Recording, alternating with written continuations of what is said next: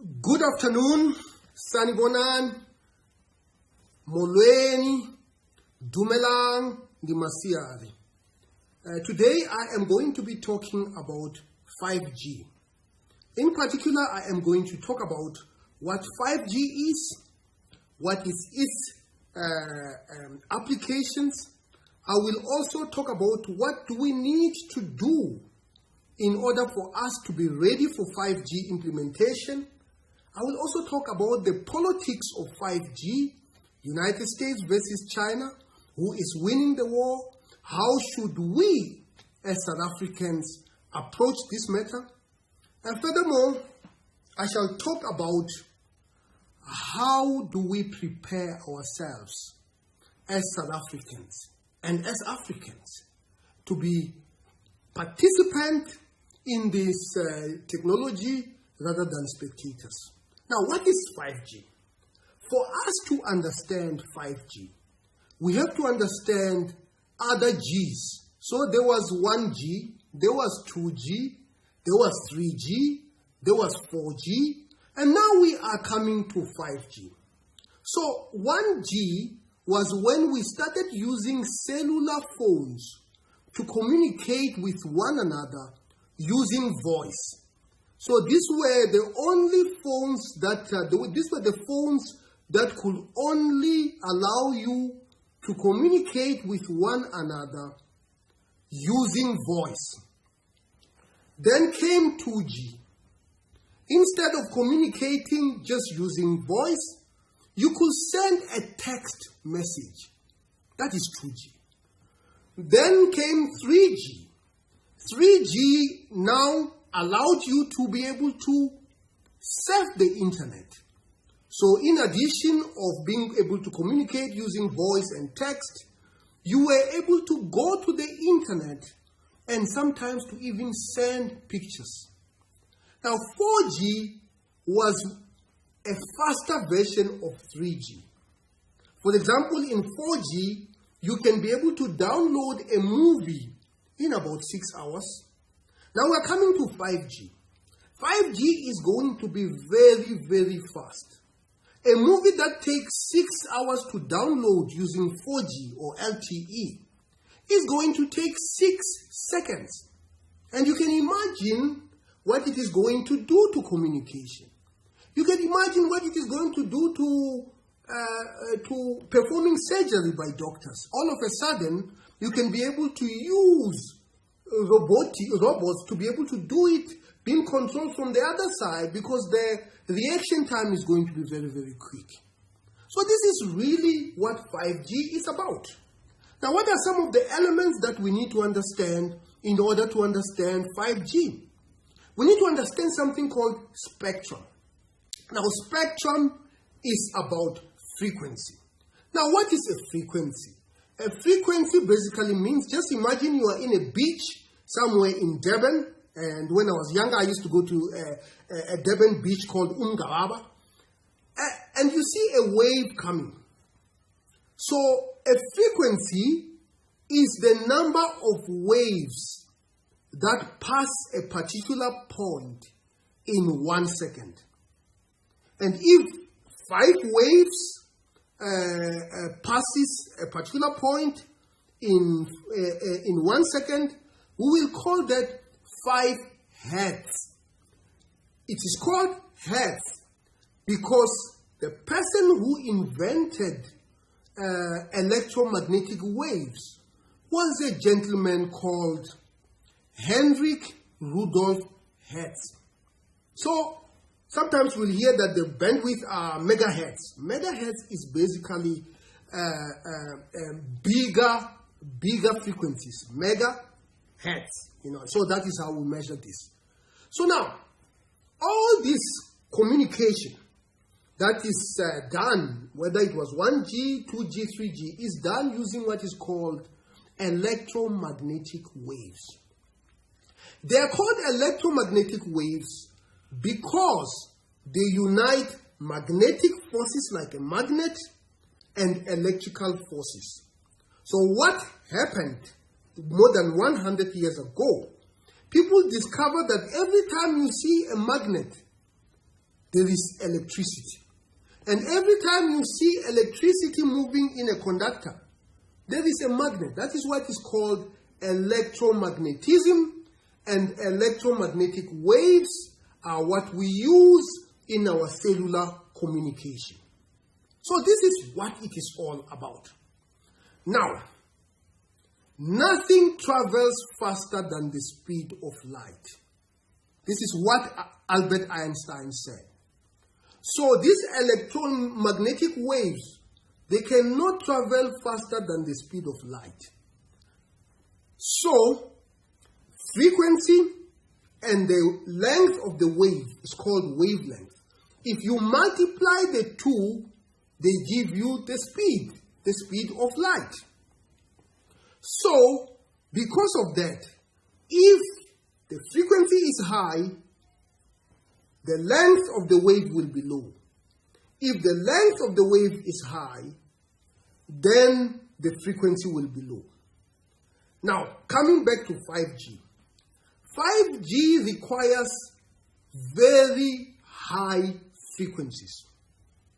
And these frequencies are allocated to whoever wants to use them, whether it is MTN or Vodacom, by an organization called ICASA, as well as the Department of Communications and Digital Technologies. Now, we have not awarded any spectrum in the last 15 years. And because we have not awarded any spectrum in the last 15 years, it is becoming very difficult to implement 5G without the allocation of spectrum.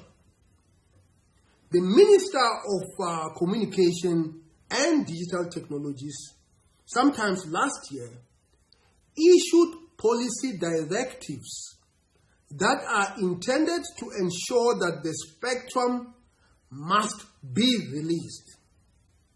And now, in South Africa, much of the spectrum that we need is allocated to what is called terrestrial television. So you have two types of television. Analog television is old type of television, and then you have digital television, which uses ones and zeros. So now, for us to be able to release the spectrum, because the analog communication takes a huge amount of spectrum, for us to release that, our government has a project called the digitization of our broadcasting industry. We have been battling with the issue of digitization for the past 10, even more than 10 years. I remember when President Thabo Mbeki was still president, we were talking about digitizing our analog television. We need to do that for us to liberate the spectrum so that we are able to participate in 5G. Now I'm going to go back to that issue of wavelength and frequency. Again, I will remind you, if the frequency is high, the wavelength is low. Now, because the wavelength is low for these 5G technologies, you cannot be able to, a transmitter cannot be able to broadcast for large distances. And because of that, 5G requires you to have more broadcasting masts than 4G. For example, in my village in Limpopo province, I come from a village called Dutuni, and in Dutuni we have a mast, one mast, that actually services all the people in our village and even neighboring villages. You can't be able to do that with 5G. So what is going to happen with 5G is that our street lights are going to be used as masts so that they are able to transmit information. And because you are going to have many of these masts, then it means that you are closer to a mast. unlike now where the mast is a little bit far. And the reason why the masts are closer is because the wavelength is smaller. Because it is smaller, we need to have many, many masts. So you are going to see a lot of reconfiguration of how we transmit information. It is going to be much, much closer to our homes. And of course, this is going to have all sorts of implications on those of us who live in urban areas and others who live in rural areas. The big question that we need to answer is, are we going to be able to equally make provision for telecommunication to people in rural areas as compared to people in urban areas? Very, very, very important. So 5G is here. We need to embrace it. We need to adopt it because it is going to be the bedrock of the economy that is already emerging. Some of us call it the fourth industrial revolution. Some people are even thinking that we might be transitioning to a fifth industrial revolution.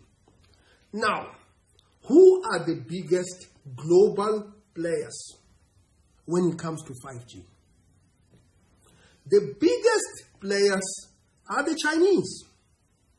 And of course the Americans, because it's still the preeminent technological powerhouse, are also in the game. So what has been happening now is that there has been a war. It's almost like a Cold War, because it's not a physical war, between the United States and China over the control of 5G. Now this poses a great deal of issues to us as Africans as to how we should approach this.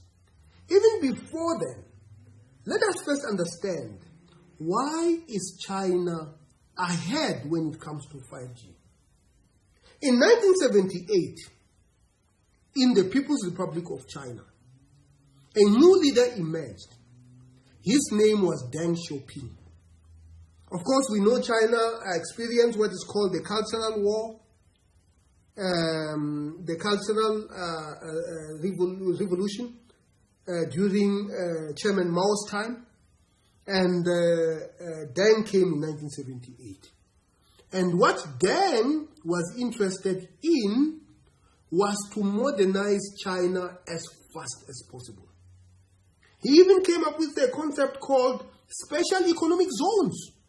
Those special economic zones were meant to attract technology primarily from the West, and in Deng's mind, after a while, if the Chinese are employed in those technological hubs with lots of Western companies, they will actually start to also understand technology, and they will start making their own technology. Of course, when he did this, he was opposed by the people in the Chinese Communist Party, and that whole period, that whole philosophy of opening up is what he termed socialism with Chinese characteristics. But there were other things that Deng did that puts China squarely